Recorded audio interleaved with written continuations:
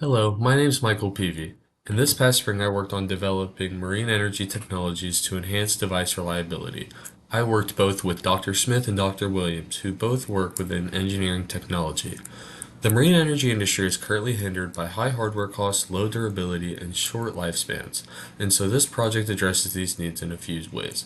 Physics-based modeling, mechanical and electrical design of system components, experimental testing, and in-depth data analysis. So why do we want to go through this? So through our physics-based modeling and that, we produce some technical products like design documents, data analytics, and summaries, mainly to improve our wave energy converter and also to improve help others producing a wave energy converter so they can reference our work, and it'll save them time and money from component specific testing, as well as influence early design choices for better products.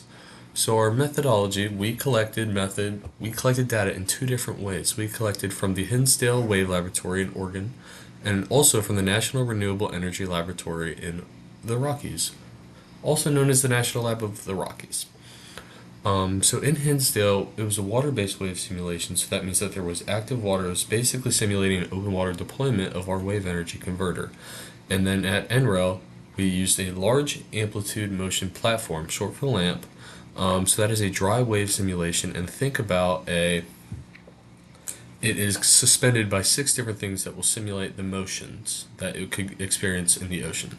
And so that's a very recent installation in the marine energy field, and we're mainly validating the accuracy of the new simulation method, more so than looking for improvements for our WEC there at NREL. Our collected data we collected from Hinsdale was voltage, force, and position data to gather insights about how our product will perform once put into the sea. And then at NREL, we collected the demanded and actual position data, and through these comparisons, we could find where we told the machine to go and where it actually moved, and compare those two to figure out how accurate this new technology is. It doesn't directly benefit our WEC, but validating the accuracy of NREL's wave simulator opens doors for equally accurate and much cheaper testing of WECs all across the country. And then for our results, our WEC fully survived, closest thing to actual deployment at Hinsdale, so great on that. And then for a little more technical, our WEC produced consistent voltage production with near zero negative acceleration. So that would be, think about the top of a wave when it starts coming down, it's pumping into our point absorber, and that is where we're experiencing the most voltage. That's where we're experiencing the good things. And for our large amplitude motion platform, LAMP, we gathered data in four, all 4 degrees of freedom, and that our WEC moves in. And there's varying accuracy between the test runs, but it looks big on the, I'll admit, it looks big.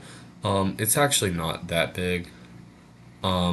It's There's the error between the test runs. Our error is deemed random, and this specific graph is of surge, which is forward and backward.